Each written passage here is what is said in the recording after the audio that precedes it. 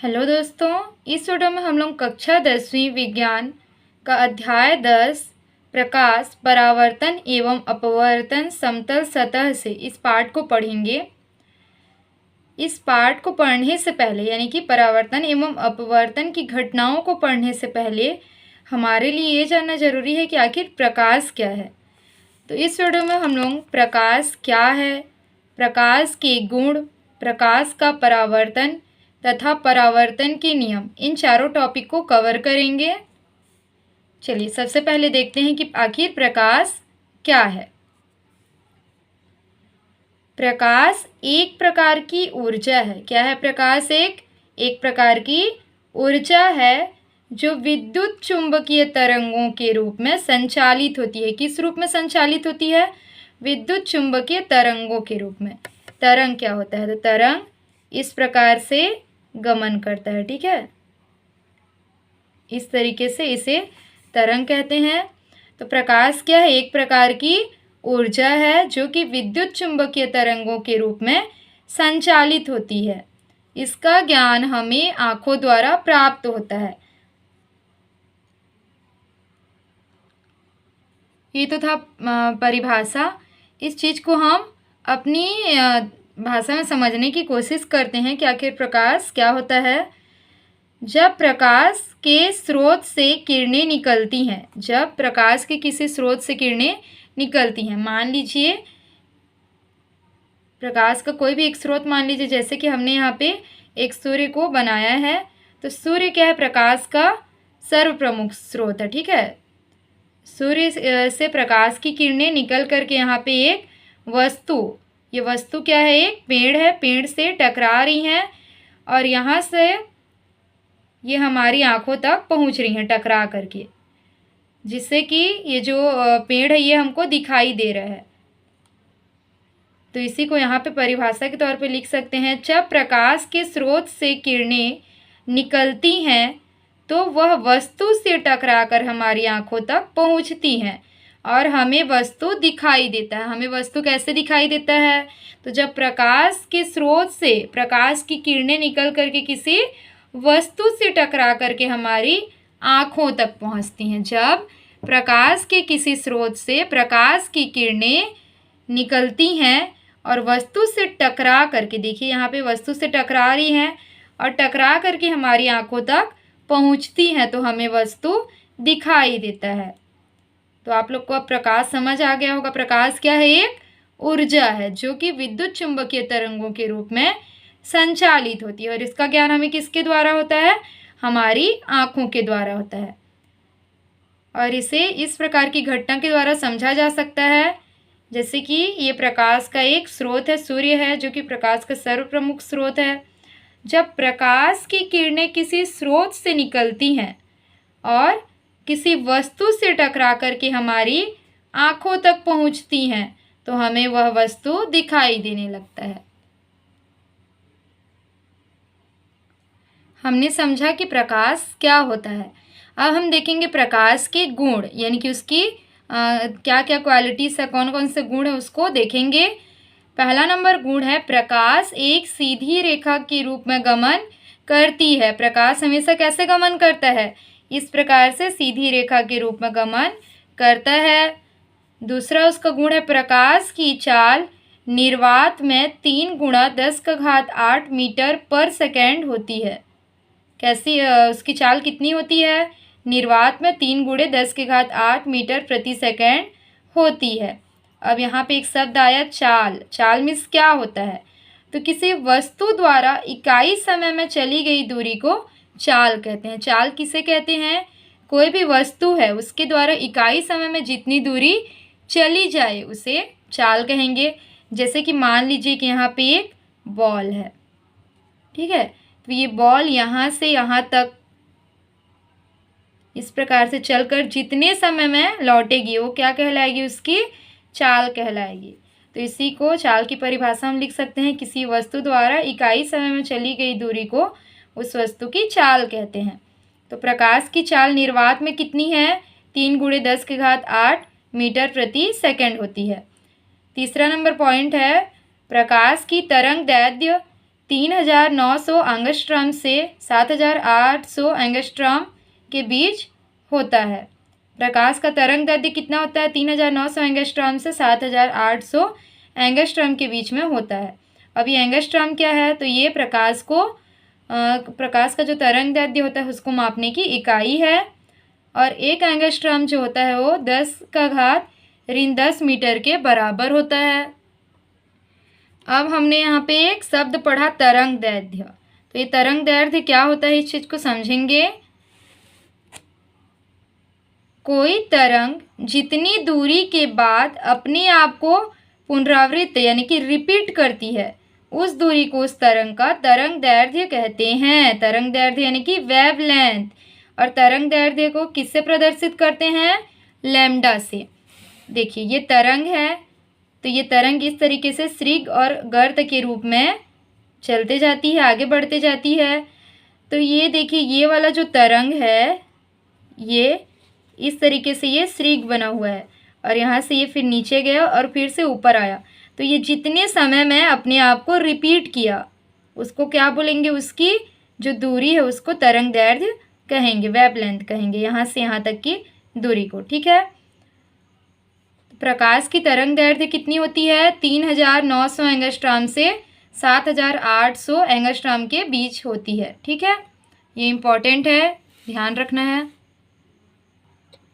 अब चौथा number point है, प्रकाश पारदर्शी माध्यम से गुजर सकता है लेकिन अपारदर्शी माध्यम से नहीं गुजर सकता। प्रकाश क्या है? पारदर्शी माध्यम से गुजर सकता है लेकिन अपारदर्शी माध्यम से नहीं गुजर सकता। पारदर्शी माध्यम ऐसा माध्यम है जिसके आर पार प्रकाश की किरणें चली जाती हैं।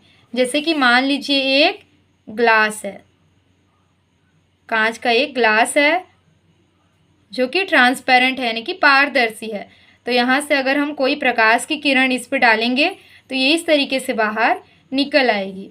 और वहीं अगर हम कोई आईना रखते हैं, ठीक है, कोई दर्पण रखते हैं जिसके पीछे की सतह पर क्या है? कलर किया हुआ है, तो प्रकाश की किरण यहाँ से जा करके इस प्रकार से मुड़ करके वापिस आ जाएगी। तो ये क्या हो गया? एक अपारदर्शी माध्यम हो गया। ठीक है, इससे पूरी तरीके से प्रकाश बाहर नहीं जा रहा है, लेकिन ये क्या है? पारदर्शी माध्यम है।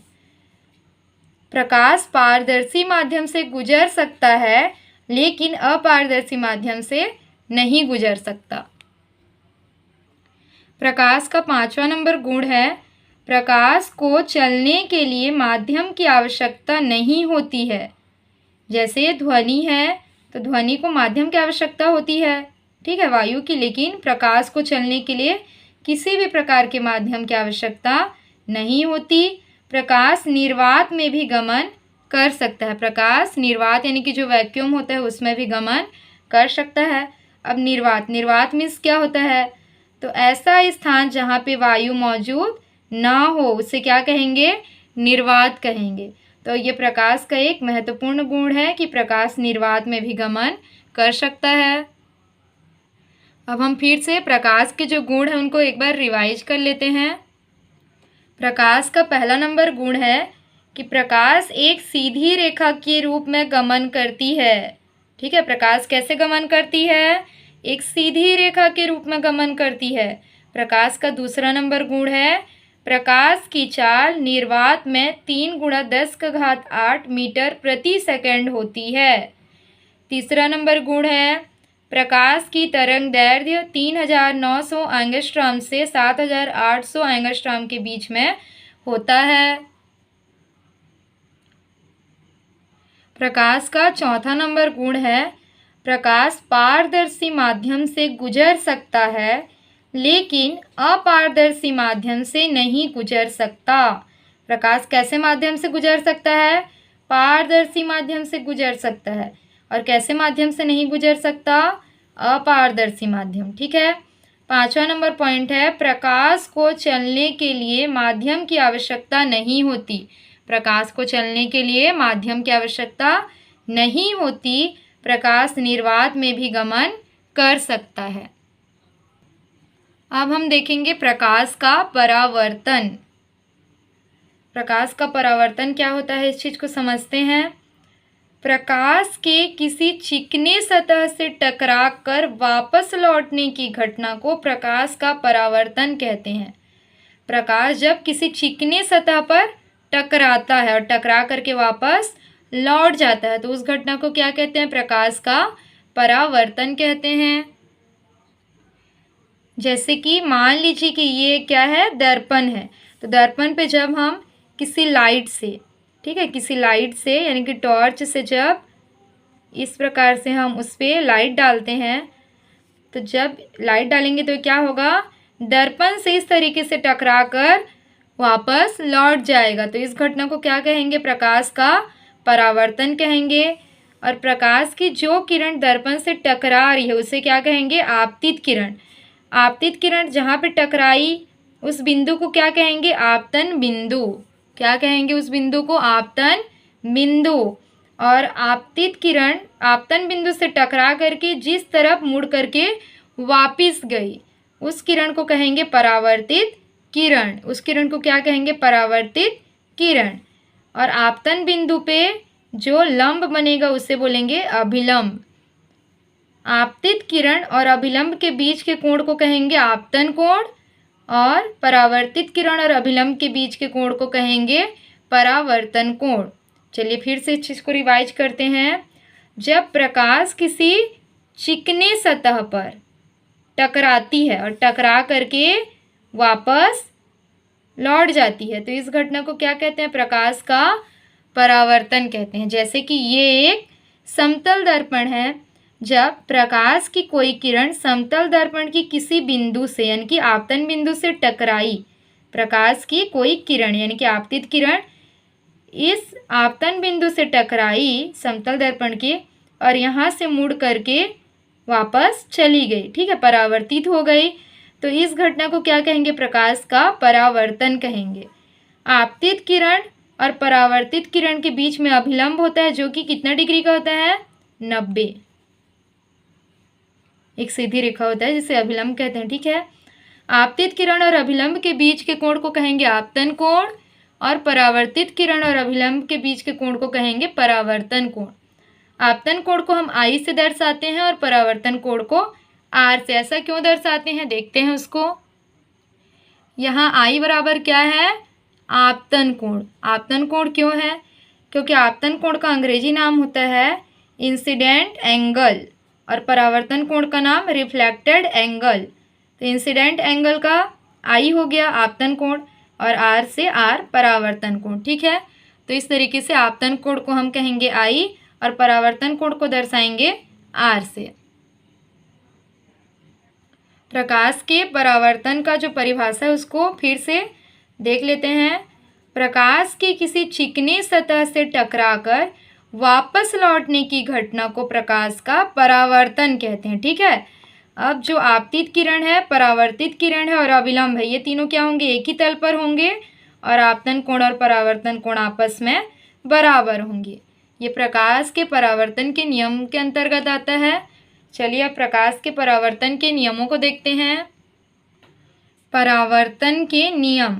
परावर्तन के 2 नियम होते हैं। पहला है आपतित किरण, अभिलंब तथा परावर्तित किरण तीनों एक ही तल पर होते हैं। चित्र के द्वारा समझ सकते हैं। ये क्या है? आपतित किरण है, ये है परावर्तित किरण और ये है अभिलंब। तीनों क्या है? एक ही तल पर हैं। देख सकते हैं तीनों क्या है? एक ही तल पर हैं। दूसरा नंबर पॉइंट है आपतन कोण I का मान सदैव परावर्तन कोण R के बराबर होता है। आपतन कोण I का मान सदैव परावर्तन कोण R के बराबर होता है, यानी कि आपतन कोण और परावर्तन कोण आपस में बराबर होते हैं। अगर आपतन कोण 55 अंश का है तो परावर्तन कोण भी कितने अंश का होगा? 55 अंश का ही होगा, क्योंकि आपतन कोण I और परावर्तन कोण R आपस में बराबर होते हैं। परावर्तन के नियमों को फिर से देख लेते हैं। परावर्तन के 2 नियम होते हैं। पहला है आपतित किरण, अभिलंब तथा परावर्तित किरण तीनों एक ही तल पर होती हैं। दूसरा है आपतन कोण I का मान सदैव परावर्तन कोण R के बराबर होता है। आई होप कि आप लोग को इतना समझ आ गया होगा। वीडियो अच्छी लगी हो तो वीडियो को लाइक करें, ज़्यादा से ज़्यादा शेयर करें और चैनल पे नए हैं तो चैनल को सब्सक्राइब करें। Thank you.